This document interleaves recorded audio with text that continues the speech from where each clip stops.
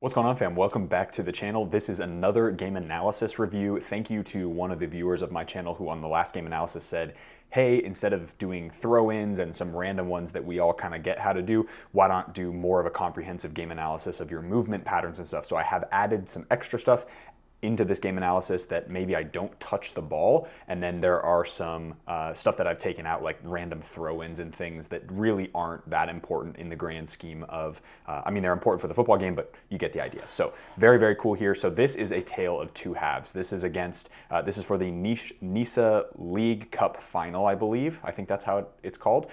And it was against the local, like, top semi-professional team, and we play for like regional finals for NISA. They're part of the NISA Nations League, I believe, as well. This was a chaotic game for a lot of reasons, but I want to focus on my play, and so let's hop straight into the footage, and I'm going to press play. Here we go. So we are in blue. We are now for Salt City, and excuse the footage. This is another game at this Syracuse place where we're playing in this kind of baseball diamond field, basically. So there's it's a little hard to see, but I'll do my best to point stuff out. So that is kickoff. My first touch of the game comes right here from our center back all the way over to me, and then just keeping possession of the ball. A couple checking players, which could have been options as well. Second play of the game, getting the ball, opening up, and trying to dart forward as much as I can. Little chip over the top, and this is a crazy play, so watch what happens. Ready? And then he picks up the ball inside the 18 because there's a couple different lines right there. That actually turns into, eventually, into a penalty kick call because he just picked up the ball, and we get a PK like 2 minutes into the game and saved by the keeper, and then the ball goes over. So it's still 0-0. And our my next touch, a little bit of a defensive play here, just trying to show him to go backwards. That's totally fine. Next play is a little bit more, so I'm really wide right now. Keeper gets to play the ball, and I'm gonna pause it there. Okay, perfect. So right here, as you're seeing, they've got decent defensive shape, at least in their half. We've got an on-running 10, and then we've got our 9 kind of right on the back shoulder of that center back, and then there's 2 players, our 6 and our 8, that are right outside the frame on the left-hand side. And then we have a winger who's even further wide than I am. So that's really something to notice when you're looking at shape. Our shape's pretty good, pretty wide open, especially for an in-possession counter, and theirs is quite compact. So that shape is actually pretty decent from both teams there. My role is either to try and drive forward past that guy that's about to press me, or cut it back, find one of the midfielders, and keep possession there. So we'll play, and here we go. Right, so right into our 6, and we keep possession there. Ball comes out to our winger now, and then that's my opportunity. You can see me pointing, and we get into the little run. Winger comes over, unlucky cross there, and just press the ball. I should have just not jumped at all, but then recover back into it. Next play, another overlap here, and then I'm gonna pause right there as the ball's in the air. Okay, so this is a situation, you'll see me kind of be frustrated and yell at the guy. Our number 10, for whatever reason, didn't notice that we had a 3v1 or a 3v2 over on the left side. Part of the reason that I pressed up was so that we could get that numerical advantage in the corner and end up taking the ball down the line and cutting it back for a cross, or cutting in and shooting one of us as we gain possession of the ball and as we suck the other team over to the other side of the field, right? So I'll press play, and you can see I'm really frustrated there, and I'm like pointing, telling him that, okay, so here's their first goal, I believe. So ball goes out, and then it starts with a throw-in, ironically enough. So this was, I was telling the center back, go back to the keeper, just hits it, plays it straight into their guy, and they counter in a weird space and finish. So not much we can do about that one, unfortunately. I mean, there's a lot we could do about that. And then I'm going to really quickly pause as okay. So one of the things on the goal, a couple things can happen there. One is I'm just gonna default look forward on the throw-in in the first 10 minutes of the game. That way there's really no risk of getting countered. Number 2 is center backs have to listen to what their players in front of them are saying, especially when they can see what's behind, because I saw the guy pressing him. And then the third is just, you know, technical mistakes happen. It is what it is. And we were able to bounce back after this. But again, this is one of those situations where it's just like, at this level, it's not acceptable. And that's, for me, that my brain says I just should have thrown it forward. And that's what it is. So we'll keep moving on. All right, we'll press play. Some more possession. And again, this time not overlapping just because we're trying to just possess the ball inside the half and move it forward. All right. Next one, little defensive play, cleared out into the center forward, who's able to get a little body on the center back. 6 wins the ball again. Ball comes out to me there. Turn, drive forward a little bit. No pressure on the ball quite yet. And then I'm able to play into our 6, and we're able to switch the point of attack. Tucking into that half space. So I'm going to pause. Okay, so really quick, before I kick the ball at all. So that's a situation where if you notice a back 4 shifting over, the weak side outside back, I was the left back, the weak side left back, I tucked in almost, I'm inside the center circle so that our winger can stay really wide. And you see this in the Barcelona teams, you see this in the Man City teams, you see this in a lot of really high level teams where they'll shift the entire back 4 across. And then you'll have that 6 that's able to connect everybody, but that weak side outside back doesn't then go wide to receive the ball, instead stays centrally and is able to play a ball to the outside. So that way the ball moves a little bit faster and you're able to shift a defense a little bit faster there. So that's why I'm so far tucked in. Really key note for outside backs, especially when you're on the weak side. All right, play. Ball into the 6, see he's connecting, and then he's just connecting passes into our 8. All right, ball into there, little pressure from our 6, great job. Winger is able to get the ball, turn, play me down the line, but doesn't work quite there. And then little clearance comes in, I get the ball back, and I'm able to play a 1-2.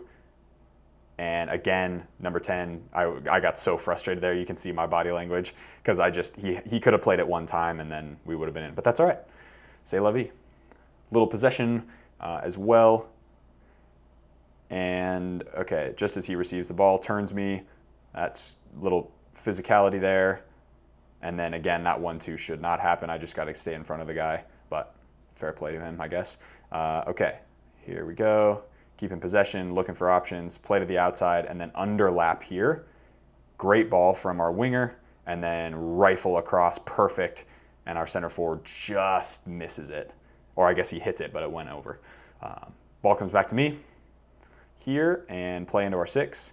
All right, I'm going to pause really quick. So I know a lot of these plays are very simple, but similar to the habits of a professional footballer, a game like this tends to be pretty monotonous. And something that you have to understand is every day as a pro footballer looks pretty similar. I do the same prehab, I eat most of the same foods. Obviously I switch it up every once in a while to go out to eat with my wife or something like that, but most of the time it's very, very similar days. And that can be really hard for a lot of people. That's why a lot of people don't make it to the pro level and then stay at a pro level for such a long time because those habits have to stay in. Similar to the game, I'm just drawing this parallel. Most of the time when you see a game analysis video from a pro, a lot of it is going to be simple, simple, simple, simple, and then 1 or 2 moments of brilliance, or 3 or 4 moments of brilliance if you're in the final third or something like that. And that's it. It really, if you look at highlights and stuff, especially at this level, it's going to be the simple things that get you to the point where you can build momentum to then go forward and create that moment of brilliance, if that makes sense. All right, play. So 6 plays the ball over, and then next one, little half volley over to the other side. Was trying to hit that winger. He does a good job of bodying, and then we regain possession here. Ball comes back over to me, and you can see I'm still a little bit tucked over. Great ball over for our winger, and ball goes out of bounds, unfortunately, there. Ball from the weak side center back, comes over. As you can see, I'm still tucked over a little bit, give myself a little bit of space to run into, out to the winger, and then I overlap. He plays the ball into me, and then I'm just going to chase the guy down, keep the ball into bounds. Unfortunately, we didn't counter press very well here, so they were able to get out of this situation, which is really frustrating, but it is what it is. Calling my center back off here, and then just getting the ball into our weak side center back so we can switch the ball away. All right, slow the ball down a little bit, keep it moving, plays me back. And again, we're just trying to shift the defense here. It's a big thing. Out to the winger, drives inside. I'm gonna underlap a little bit, give him a little bit of space. All right, so I'm gonna pause right here. So one of the things so here's a note on that last play. As an outside back, and if your relationship with a winger is really, really important. It's one of the most important in the entire game, in my opinion. And both defensively and offensively, from an offensive perspective, when you play the ball out to the winger, let's say I'm central, I play the ball out to my winger, as soon as the winger's head goes up or goes down or he takes a touch, that's how I'm reacting. So I may be going for an overlap, and then if he stays wide, I'm gonna underlap, right? You don't always wanna overlap, because what happens is if he's really wide towards the touch line and I overlap and I bring a defender with him, it's so much easier to defend that as opposed to me underlapping. And if the defender is kind of dumb and goes towards the ball and there's no shift in defense, he can just play the ball through those two guys, the guy that's on him and the guy that was on me, through those two guys to me. Or if the guy goes with me, instead that mark goes with me, or they switch or something, and it's still a 1v1 and a 1v1 for each of us, that makes it much, much easier. So just be aware as an outside back, if you're gonna go forward, be aware of what movement pattern your winger is doing. If his first touch is inside, or her touch, whoever you are, if their first touch is inside, go out, and if they're gonna stay wide, maybe try underlapping and being an option as like a tucked in ball in behind, if that makes sense, right? All right, so we'll play. So you can see I'm even more tucked in now, and almost as a second 6, like a John Stones. And then my job is just to continue to move the ball. All right, here we go. So ball comes out to me. This is a bit of a longer clip. Get a chance to see some good stuff here, hopefully. Played into our 9, who's checked in, and then now you can see my head goes down, overlap, and just don't keep possession of the ball as well as we possibly can, unfortunately. But I'm gonna stay wide. You can see me high and wide because our winger is actually tucked inside and covering for me, which is great. 10 does a good job to turn inside, plays a great ball outside the foot over to me, and I'm able to get a little clip ball in.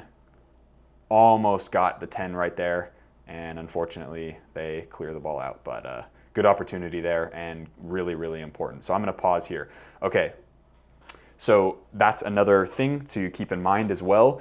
Positioning, right? If I've overlapped and our winger, who's very smart, is tucked back inside and behind me, then I can stay wide. But if he's really far forward, it's my job to come back, or for another midfielder, maybe the 10 or something, to tuck for me so that we can keep that width. It just depends on what your coach wants. So that's a great question for you as an outside player to be like, hey, in these scenarios when I've overlapped already and I'm high and I've made that 30-yard run, 40-yard run, can I stay? And if so, what is the instruction for me to give to which player to cover my space so that I can stay wide like I just did in that play and get an opportunity to cross the ball in?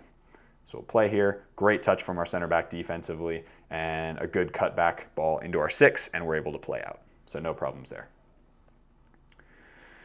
Counterattack from them off of a corner kick. So I'm just shadowing, looking over my shoulder. I'm gonna go past the other guy. Somehow he gets through those 2 dudes. And then that guy just showing him the outside and goes out for a goal kick. So no problem there. Our keeper's got the near post all day. I trust him there. So that's good.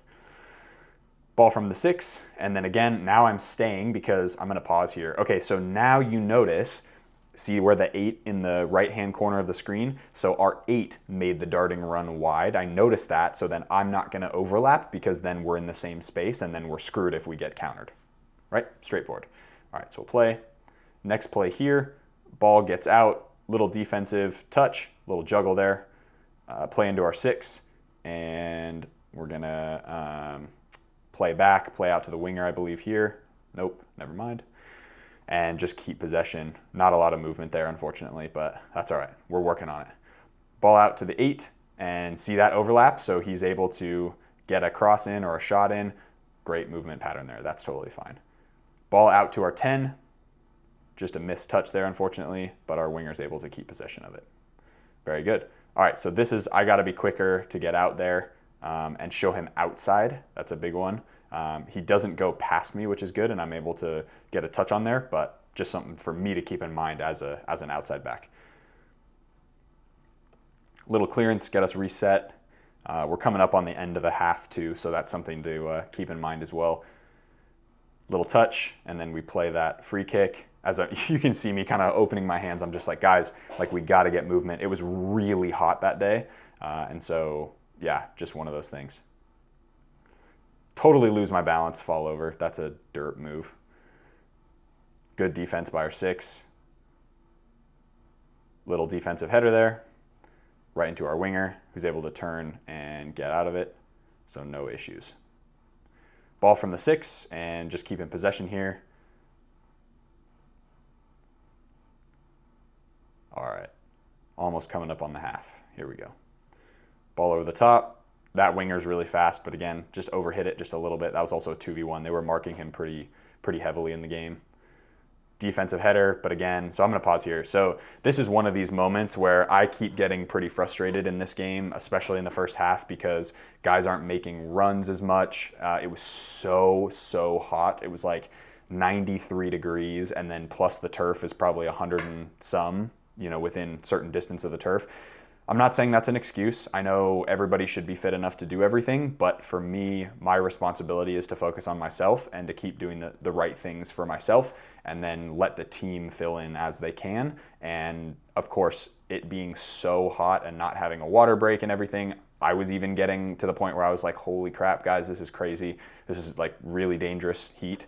And yeah, I mean, you can see in the legs, for whatever reason, guys aren't running. We aren't making the right movement patterns. Touches are a little bit off. I think it was just one of those first halves where you just are like, okay, guys, we got to get back in this. And yeah, crazy town. So, all right, play.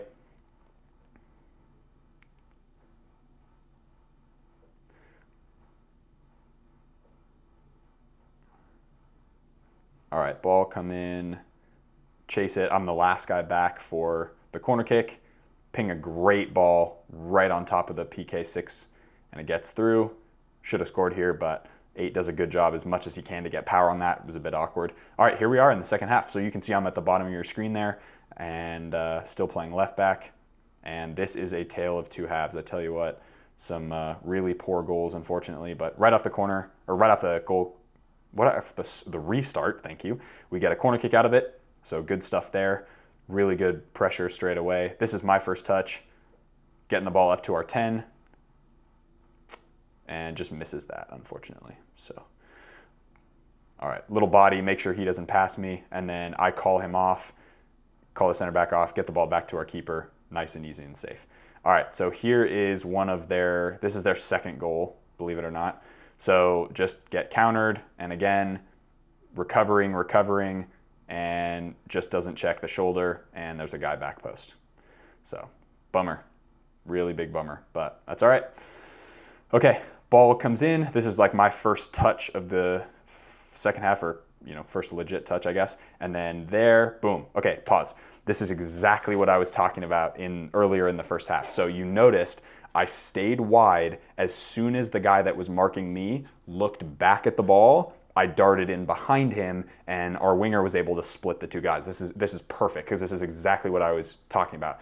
As an outside back, if you understand, as soon as your mark, the guy that's marking you or the gal that's marking you, faces back towards the ball and turns her body away from you, it's so easy to then dart into the space. And then you saw our winger just, and your wingers can do this as well, just thread the ball right through the middle, make a darting run, and then you're wide into space, and we've just beaten a line of press, which is perfect. So this is a great example of what I was talking about earlier. All right, so we'll play.